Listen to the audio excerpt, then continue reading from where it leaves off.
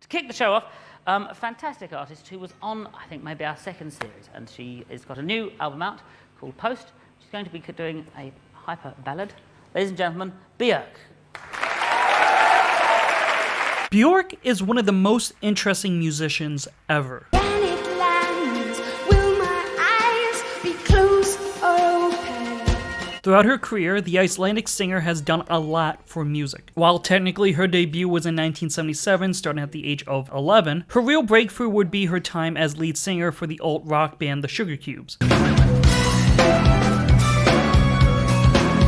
After the band's breakup in 1992, Björk would release her first international album the following year, appropriately titled Debut. If you ever get close to a human. And from that point on, she would become one of the premier avant-garde singers of the 1990s. Doesn't scare me, I have walked this earth.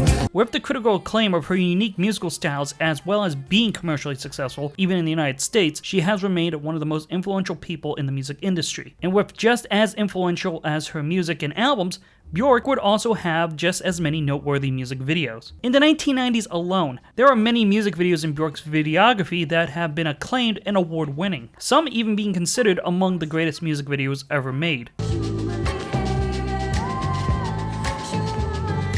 But if you ask someone what her definitive music video is, I would guarantee the most likely answer would be 1999's All Is Full of Love.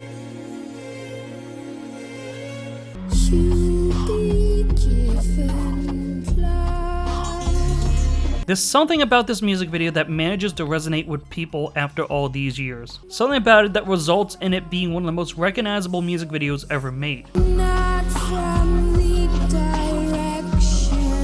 I would say I knew about this music video before I even knew who Björk was, as this is a defining example of music video excellency. From looking at it visually alone, it is absolutely gorgeous, with so much effort being put into it to the point of it taking much longer than most music videos to be completed. So with that being said, for this history lesson, we are talking about this visually pleasing music video that was assembled, thanks in part of things like the Kama Sutra, advancements in video editing technology, Milk. Trust me, a lot of this stuff makes sense because this is a very important music video, and not just computer graphics and the music video medium, but also in the advancements of robotic technology. It will all make sense, I guarantee it, because it is once again music video time, and we're talking about Björk's All Is Full of Love. I'm talking with Björk, thank you very much. There's a lot of interesting things about this music video, right down to the song itself. All Is Full of Love is the fifth and final single off Björk's 1997 album Homogenic. That fact in of itself is interesting due to the single and video being released in 1999. We'll talk more about the song itself when we get into the meat of the music video, so for now let's just go straight into who made the music video. Because in the 1990s, Björk had made videos be directed by the cream of the crop in the field. For starters, Human Behavior, her lead single off her debut album, was directed by Michel Gondry, which resulted in a long-time collaboration with the director, where he would direct 8 more for the singer, 6 of which in the 1990s. Other directors from that decade include Sophie Muller for Venus as a Boy, Spike Jonze for It's Oh So Quiet, famed fashion designer Alexander McQueen for Alarm Call. She even had an animated music video for I Miss You by Ren and Stimpy creator John Kricfalusi. Oh, hell no! Okay, she was a fan of the show, and the allegations against John Kay was decades later, so I'm gonna not judge her on this decision. As for All Is Full of Love, its video was directed by Chris Cunningham. The thing about putting beginnings on them and making them into films, it's normally something that gets actually expanded on the shoot. Cunningham has had an interesting trajectory in his career over the years. Before directing music videos, he had been an artist for 2000 AD, working on the Judge Dredd comics under a pseudonym. He would then be a special effects artist in film, ranging from making models for Clive Barker's Nightbreed, for being a robot technician in hardware. Other special effect credits include Alien 3, Stallone's Judge Dredd, and even Stanley Kubrick's AI, coming up with the robot design of David. But when the movie was put on hold while Kubrick worked on Eyes Wide Shut, Cunningham would change professions again, becoming a music video director. Beginning his career with Architecture's Second Bad Phoebe.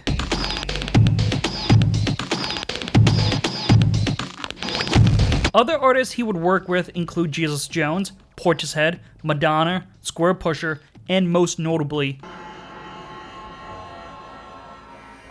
Aphex Twin. His first being possibly his most infamous music video, 1997's Come to Daddy. And it would be this, along with his videos made for electronic bands, that got him the job. Björk had always wanted to have a video directed by Cunningham, but it wasn't until this track was made that she realized it was in his wheelhouse. Most video directors have one trick that they use all the time. Then there are people who build a whole world around them. Chris is like that. We have only seen the tip of the iceberg with Chris. He is only just coming into his own. When Cunningham listened to the track, he wrote 4 things down: sexual, milk, white porcelain, and sugary. Out of context, this sounds like the writings of a madman, but he definitely had an idea forming. And the theme of sex would be vindicated when Björk would visit the office in London with a Chinese copy of the Kama Sutra, along with Chinese ivory erotic statues that I can definitely not show examples in this video. What these examples will show is that All Is For Love was going to have a theme of sex one way or another, and Cunningham wanted it to be about robots. One thing I like about covering this music video is how much information there is about it. This has got to be one of the most documented music videos I have come across thus far. There's a making of documentary about it. There are plenty of contemporary and retrospective sources to use due to it being around while the internet was still fairly new. Hell, the Wikipedia article for the video is so well sourced, half of the article is dedicated to the music video. There's a lot to work with, even to the point we have Cunningham's treatment to the music video. Let me read a few snippets here and there. Against black, we hear the faint sound of electricity gently surging. All around us,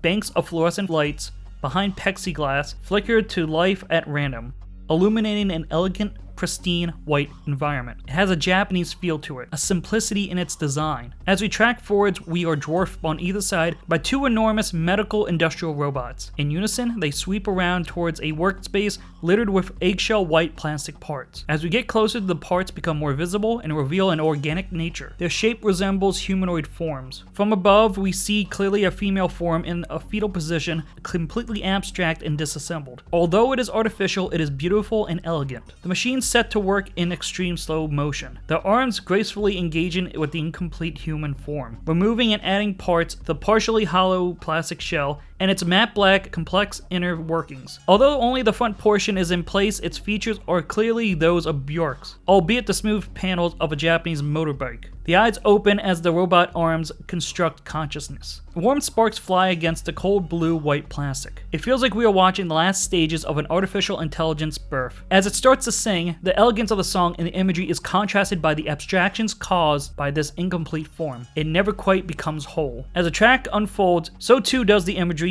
developing in stages. The figure, still incomplete, is upright now, its hand reaching out to touch its own face. We reveal more of the scene.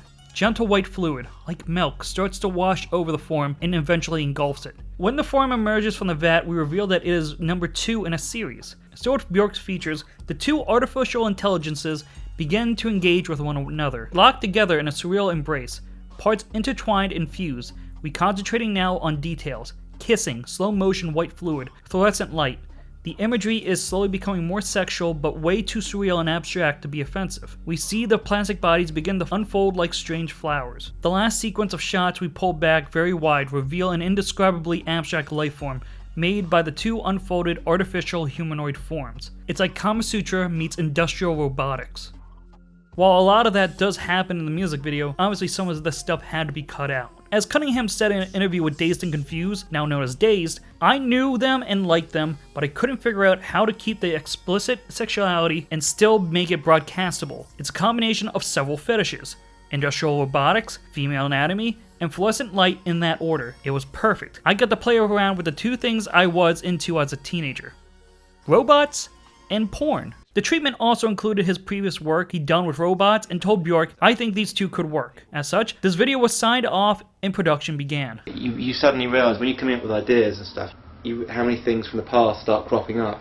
And I mean, I never would have thought that industrial robotics, when I was a late teenager, would end up having a use when I'm trying to come up with an idea for a music video, you know. While Cunningham's idea for the video was set in stone, there was the issue of how this can be executed. I mean, we're talking about a music video where robots are being assembled, and it ends with what Cunningham said, an indescribably abstract life form. How could they pull this off? The robots were designed by Cunningham. His background in robotics definitely got him the credentials, though he may have also gotten inspiration for his robots from Japanese media. One article I found from Slate noted similarities between classic manga and anime such as Battle Angel Alita, Ghost in the Shell, and Blame. Don't recall seeing Cunningham citing anime and manga as some inspirations, but he does say the video has a Japanese feel to it, so I wouldn't be surprised if he had inspiration. Anyway, the robots would be sculpted by Paul Catling, was also in the effects department for Hardware and Judge Dredd, so the two had history together, with Catling mentoring him in model making. Catling was also the one who designed the mask for Cunningham's other famous music video in 1999.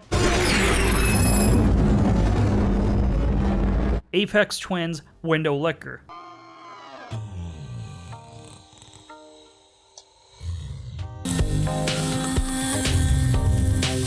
Oh, the day I talk about Aphex Twin will be a fun outing. The two full-size robots were sculptured in 2 hours. The video was produced by Black Dog Films, with Björk's video being Cunningham's third music video directed for the company. The video was shot at Brace Studios and Greenford Studios, with Julian Caldo working on the set design and Chris Odie working with set assembly. In addition, and this is according to Björk, there were hundreds of interns helping out with its creation. And when it came to shooting the music video, Cunningham said that every shot in the music video had 4 layers to them. The first being a shot of the set and the robot prop. For about 21 seconds, they shoot the scene with the motionless robot. The next phase would be them removing the prop and replacing it with Björk herself. Björk would have her face painted white and be wearing a blue suit. With the combination of a master shot and a live feed of Björk in frame, they would be able to match up the 2 layers, with Björk being chroma keyed out. Cunningham would describe this as being a pretty crude and fairly terrifying method of shooting the video. Cunningham would also say he did not have enough time to make the set exactly what he wanted, so this layer would be very post-production heavy. And the production company they would use for the special effects would be Glassworks, with James Mann as 3D lead, among others credited here. They would use Autodesk's Flame, Soft Images, Avid Soft Image 3D. Mann used Avid to build movement into twin interacting androids, modeled to look like Björk. He would also use robotic arms to complement live-action arms that had been built for an assembly scene in the video. Pasi Johansson carried out the warping of Björk's face onto the robotic models, thanks to Flame. And with Avid, Cunningham used a series of stills of the prop robot and crude shots of Björk in the blue suit and white paint. They would also use the eyes and mouth of Björk in these shots and make the rest of the head 3-dimensional, which was tracked with the singer's head movement. And saying this all out loud, this process sounds a bit ridiculous to pull off, but they did. I would have to put my head into complete accurate precision, like that, and be like that forever. Even with all this impressive stuff happening for the video, compromises had to be made. My initial idea was to have a final stage where the 2 robots unfold like a flower as they mate. We couldn't manage it, but perhaps it was just as well, as the music video doesn't really allow for it. Frankly, I'm not even sure what kind of flower Cunningham was going for. Even in his concept drawings he made for the video, there doesn't seem that there was a way to execute his ideas, so this was scrapped. Along with other ideas he had in the treatment, it seems like as if they had to scale back the music video because of issues they were facing. Because Cunningham was doubting whether the music video was going to work. He wasn't sure if enough was happening in the video, which was a problem as he felt like he was putting pressure on the video's budget. Which leads into a very strange point in the video, because we need to talk about how long it took to get the video made. In an interview with Time magazine in 2015, Björk brought up the process of getting the music video made. She mentioned that Cunningham expected the music video to be done in 3 months. Now, music videos usually take a few days to shoot them, even maybe around a month. To be fair, they were expecting this to be a pretty production-heavy video, so I can understand why the director assumed 3 months was sufficient. Well, according to Björk, they missed the 3-month milestone. The singer said they needed 9 more months to finish the music video. 9 more means It took a full year to get this music video completed, and that's a long time to make a music video. Though what makes this statement more interesting is that, according to Björk's website, the video was first announced on January 10th, 1999, with the news saying filming would begin in 10 days' time, meaning it would have begun shooting on January 20th. A later news update said the shooting was completed on February 19th, nearly a month later, so this lines up. And a later piece, they said that the video would be premiering on May 22nd. In terms of physical release, the music video was released as a DVD single in France on May 31st that year, so the timeline matches up. This sounds like the video was done in the span of 3 months according to this website, yet Björk, decades later, claims that it took another 9 months to complete. I couldn't find Cunningham saying how long it took, but Björk in the making of does mention they had a deadline they completely forgot about. We first had a deadline, and then we just forgot about it. So either Björk is exaggerating, or this is actually how long the video took, and they only announced its release when it was getting close to completion. Otherwise, I don't know the true answer. Which, by the way, I would love to know how much the music video cost. Cunningham himself said the budget was 6 figures, but were never given an exact number. Björk herself said the music video didn't have a budget, basically saying that she doesn't make #1 hits, so it doesn't translate into giving her big enough budgets. Which I have to say, I highly doubt this video had a shoestring budget. Look at this, and look at her other videos. They have budgets. For comparison's sake, Björk's third single off her homogenic, Hunter, had a music video budget being reportedly £250,000. Whether the video took 3 months or a year to make, I would assume working on a music video like this would be very expensive. Which really explains a lot as to why Cunningham wasn't sure this video was going to turn out good. But after looking at the first couple finished post shots, the director finally figured out whether or not the video was working out. Björk, meanwhile, believed in Cunningham. She left the director alone throughout the editing process, not wanting to see the product until it was finished. As she explained it, when you come across someone as special as Chris, you just go humble. Cunningham would later say this made things easier. The singer also said she acted as a protector, holding back the record companies wanting to know what was taking so long. As she said in the Time interview, this took him a long time to finish. I was just like, I trust you. You know when you just know that something really amazing is happening? You just feel it in your stomach, and you just gotta protect it, like a feisty mom. So I just became a feisty mom and created space for him. And he showed me this, and it was next level. Chris just needed his bubble to create. So, with all the painstaking post-production aside, what did we get as a final result? Well, I would say they managed to pull off one of the most visually impressive music videos ever made. When you look at this video, would you be able to tell what is real and what is CGI? You have to trust it. Obviously, the face of the robot was made in post, but the whole head being computerized is impressive. I would have thought they just slapped on the eyes and face and called it a day. And it's not just that. They also have the robotic arms assembling the robotic Björk. Well, half of them are. They did make 2 prop arms, while the other 2 are CG'd, which I will say is really impressive, as if you're not looking for computer animation, you would not tell what is what. This is a very patient music video in its delivery. You get to see the process of the robot being made in a way that looks real. I mean, I would assume the sparks flying had to be real. Not to mention this milky fluid used in the robot. Cunningham's treatment says they used a vat of milk and drained it off by filming it in reverse. I hope they cleaned up the entire set.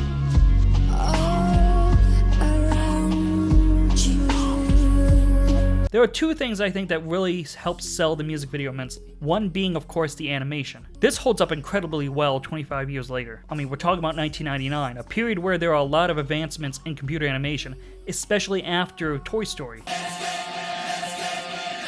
Just look at what we had earlier that decade for music video CGI, and it's day and night. To use an example, in 1992 we had Def Leppard's Let's Get Rock, directed by music video legend Steve Barron.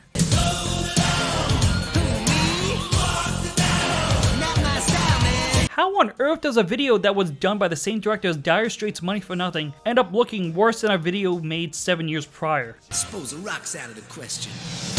To be fair, All Is Full of Love is made by Glassworks, whose portfolio exceeds most other companies. They're still going on, and everything they make looks really impressive. And as well, the video isn't fully computer animated. There are real props used in the video, but what matters here is, unless you're really looking at it, there is CGI that looks totally real. I also do want to mention the props are so well made that the fact that the robots are sculpted out of clay is crazy to me. Though I will admit, looking at certain shots of Björk's face on the robot, I can't help but think that it looks unintentionally funny. I don't know what it is, but it makes me think of either the Teletubbies baby or the annoying orange. Maybe that's just me. Now, the second thing that I think helps sell the music video is the song itself.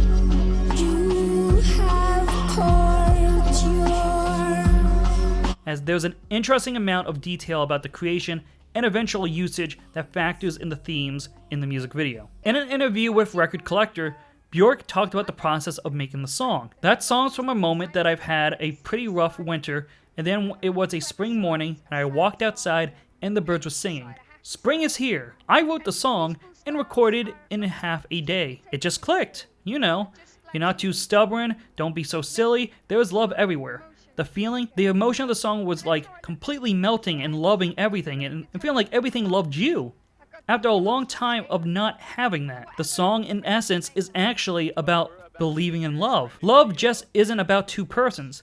It's everywhere around you. Even if you're not getting love from person A, it doesn't mean there's not love there. Obviously it's taking the piss too. It's the most sugary song ever. Even if it was created in a very unserious way, the music video somehow ends up making it seem a bit more serious because of just how the song was composed. All Is Full of Love was not only the final single and the final track off Homogenic, it was also the last song written for the album. Björk described her third album as being aggressive and macho. She also made it a point that it follows up the penultimate track Pluto, as she says that song was a destructive and aggressive song.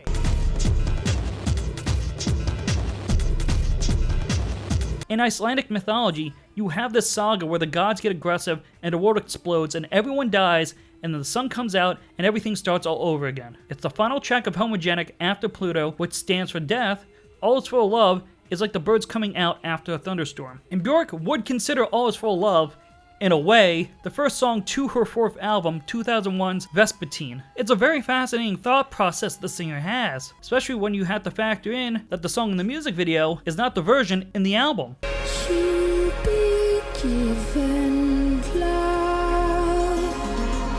This is a pretty weird fact that at the last minute, the song was remixed by Howie B. Actually a B-side mix. It's not the mix that was on the album. Because it was sort of suited his little mood, if you want. The album version and the video version are two different beasts. For the album, it is more ambient in its approach, while the one used in the music video has more of a trip-hop sound. And they had to have known that the album version would not work for a music video. To demonstrate this, let's replace the video's audio with the album version. All is full of love. All is full of love. Something is missing here, and I think it's the instrumentals. That instrumentation, in my opinion, elevates the music video. That beat is necessary for making this video very robotic. Makes it sound like construction is being done while all of this is happening. Reportedly, this version of All Is Full of Love is preferred by both fans and Björk herself, so it's nice to know that I'm not the only one who likes it. And I have to say that this song also really does end up being reflected very well in the music video. Because when Björk says it's based off of Icelandic mythology, she's basically saying the song is inspired by Ragnarok, where in Norse mythology, all the gods die, the world burns down, submerged underwater, and then the world is just cleansed and renewed, with only two humans left, Leif and Leifhazir. From them, the world is repopulated. The way I see it is, the two robots in this music video are them, and the whole repopulation part is part of what I believe to be the real showstopper of the music video. Now, the first half, you're watching a robot being assembled, which, while visually interesting, once it's revealed that there's already another one there to greet the newly made robot, it really introduces the theme that Björk was going for in the song. They're basically singing the song to each other, that everything is about love. Doors all shut. And then it cuts to the big moment, seeing the two robots showing their love by embracing and kissing. Reminder, this is the part where Cunningham wanted them to combine and become a flower, and I have still no clue how he would have done it. What I do know is, this had to have been a pretty profound moment in both music videos and pop culture in 1999. I mean, yeah, they're robots and aren't normally gendered, but they're meant to be Björk, so we now have two female robots kissing. Very memorable to say the least. And to have this be basically the theme of sex, it's kind of impressive that they got away with this on television. Though, according to the book Björk, Wow and Flutter by Mark Pytlik, this resulting in the music video being banned from television stations for its robo-erotic content. If robosexual marriage becomes legal, imagine the horrible things that will happen to our children. Then imagine we said those things, since we couldn't think of any. Couldn't really find anything to back this up, though I have read a claim that it was banned on MTV, which might be true because I did not see a listing of it on the channel in 1999. Did see a listing on MTV for September 5th, 2000, but we'll get to that in a bit. When this music video was completed, it was showcased at multiple festivals, and at these events, the music video would win numerous awards, including Best Video, Best Director, Best Special Effects. Television-wise, even if it was banned on television in areas, it was still shown on various television channels, such as JBTV. It also did play on the Sci-Fi Channel, more than likely due to it being involving robots. But while it's possible that MTV banned it off their platform, it was shown on MTV2 with its first recording for the week ending in September 4th, 1999. I couldn't find it in later listings in 1999. Maybe it was also banned off that channel. But even with that, it was released in the US as a DVD single on October 12, 1999. The UK, meanwhile, released the song on so many platforms, it's no wonder it's the only country that the song cracked the singles charts, peaking at number 24. Well, at least it peaked at number 8 on the US dance charts. The 2000 MTV Video Music Awards, live on stage from Radio City Music Hall in New York. But with it showing on MTV2, it would be eligible for the 2000 MTV Video Music Awards, where it would be nominated for 2 awards, Best Special Effects and Breakthrough Video.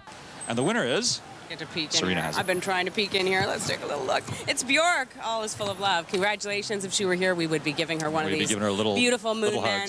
But she's not, so we'll be holding on to it. It would end up winning both, with Glassworks getting the credit for special effects. Chris Cunningham would also be awarded Best Direction for a Female Artist at the Music Video Production Association Awards. The video was also nominated for Best Music Video Short Form at the 42nd Grammy Awards, losing to Korn's Freak on a Leash. And when it came out initially, it had absolutely positive reception across the board. Even IGN gave the music video an 8 out of 10, which first off, I didn't even know IGN reviewed music videos, but they did have this to say. The song for this video is the best music video I've ever seen in a long time. It's creepy and beautiful at the same time. In the video, Björk is a robot who finds another robot. They get together and make out. Sounds weird? Well, it is, but it's a visual feast. And ever since its release, it has landed on numerous best of lists for music videos. The NME, for example, called it the 5th greatest music video ever made. Pitchfork put it as the 9th best, and in 2008, it was voted as the best music video by MTV2. And as much of an accomplishment it is to be cited as one of the greatest ever, the biggest recognition the video has gotten is its appearance as an art piece. The music video has been featured in various art expositions and museums over the years, from Rotterdam to Zurich to Barcelona, and most prominently, the video is shown on permanent exposition at the Museum of Modern Art in New York City, where Björk also had an expedition in 2015 that featured replicas of the robots on display, which probably would have been a cool sight to see, even though the expedition was negatively received. Ah well. The legacy for this video has continued on in various ways. One example would be William Gibson's 2003 book, Pattern Recognition. In the book, there was a character named Damien who was a music video director that had directed a video involving robots. And I gotta read this entire paragraph because it is clearly in reference to Cunningham. For context, this is about female protagonist Casey Pollard looking around Damien's flat. Partially disassembled robots are propped against one wall. 2 of them, torsos and heads, like Elfin, decidedly female crash test dummies. These are effect units from one of Damien's videos, and she wonders, given her mood, why she finds them so comforting. Probably because they are genuinely beautiful, she decides. Optimistic expressions of the feminine. No sci-fi catch for Damien. Dreamlike things on the dawn, half light, their small breasts gleaming, white plastic shining faint as old marble. Personally fetishistic though. She knows he'd had them molded from the cast of his last girlfriend, -2. And apparently Cunningham used to read Gibson's seminal Neuromancer, reading it as a kid, like his Wind in the Willows. And so Gibson actually wanted Cunningham to be his director for Necromancer. Chris is my own 100% personal choice. My only choice. The only person I've met who I might have a hope in hell of doing it right. I went back to him in London where he just finished the Björk video, and I sat on a couch beside this dead sex little Björk robot, except it was wearing Aphex Twin's head. And I wish there was a photo of the Björk robot wearing the Aphex Twin mask, but the shooting of Neuromancer never came to be, as it was rumored that because Cunningham never directed a feature film before, and it was going to be a big featured film, he wouldn't be giving Final Cut approval. Back to the video. The robots in this music video are themselves pretty iconic, so much so that throughout the years, other works involving white-plated robots have been accused of plagiarism. Designed them to be trusted with our homes. One notable example being the 2004 Will Smith vehicle iRobot, and yeah, you can see the similarities right off the bat. What this is one mistake. Oh, hell no. Amusingly, E! News contacted Cunningham and 20th Century Fox about this, but neither of them returned the website's calls. Pitchfork. What do you think about other directors that rip off your style? Cunningham. They say you're supposed to feel flattered, but I never do. I'm normally pissed off.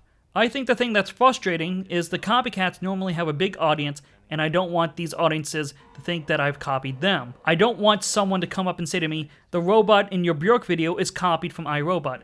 The biggest problem is, if you do something and everyone copies it, that year becomes known for that look and people get sick of it, and you're lumped in with that. Seems like as if he was more annoyed by what iRobot did than anything else. Freakazoids, robots, please report to the dance floor.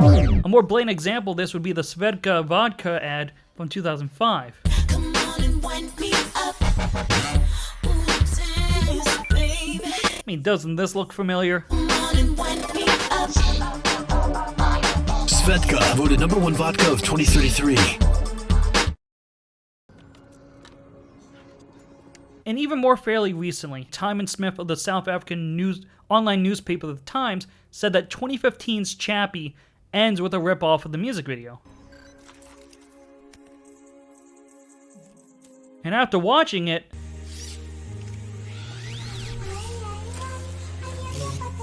one, this movie sucks. Two, Diane Wood sucks. And three, yeah, I would say this definitely reminded me of the music video. I'm a ninja. Yo, my life is like a video game. My main thing when I'm in there. Wow, you suck.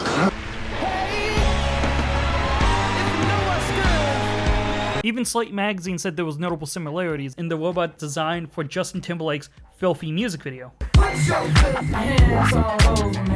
Which I guess at this point you do have to ask, while it does look like the robots in the music video to All Is Full of Love, isn't it inevitable that a human-like robot design would have these features? Have we not reached a point where this design is genericized enough that this is bound to happen when creating this archetype? Actually, let's go back to the Slate article, because it is about how the music video shaped the way we imagine humanoid machines. It brings up other examples I've said earlier, and then some, including real-world technology like the iPod, which was introduced 2 years after the music video. The sterile minimalism of All Is Full of Love and the films it took inspiration from, such as 2001: A Space Odyssey, would become the default aesthetic of things as varied as the Nintendo Wii and pill package design. This aesthetic has become our default way of imagining technology. It would be that we are obsessed with sterility in machines because we feel threatened by how tied we've become to them. Our phones and computers are in many ways a part of us now. This is perhaps why Cunningham's designs are so beguiling, while many of the imitations feel hollow. Björk's video suggests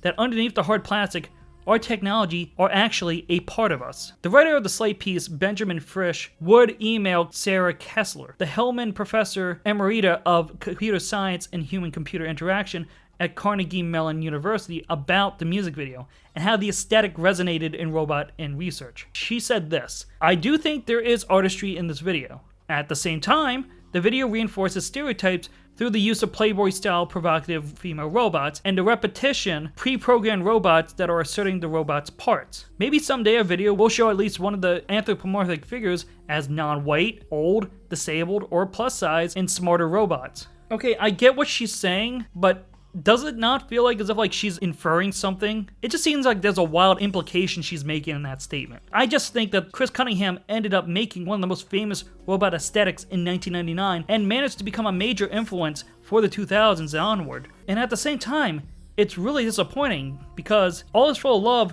would be the only music video Cunningham and Björk would ever do together. In fact, after 1999, Cunningham would take a 7-year break from directing music videos. In an interview with Pitchfork in 2005, they asked Cunningham about him slowing down. Pitchfork: "You haven't really made many music videos in a while.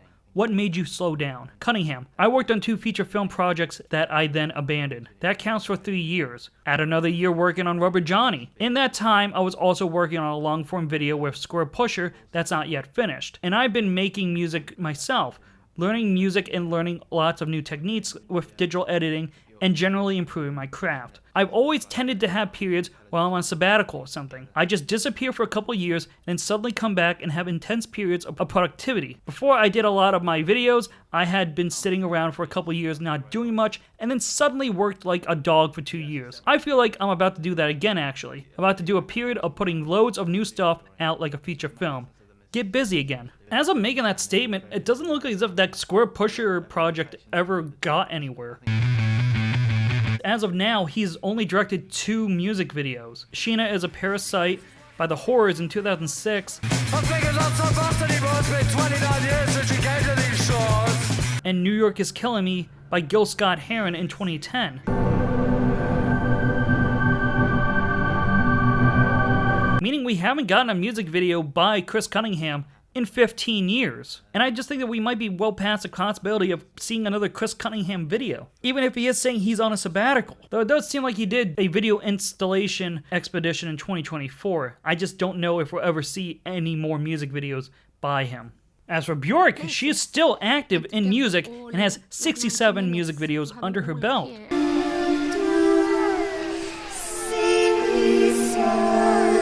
And her videos still continue to receive recognition, with Pitchfork naming her video To the Gate the best music video of 2017.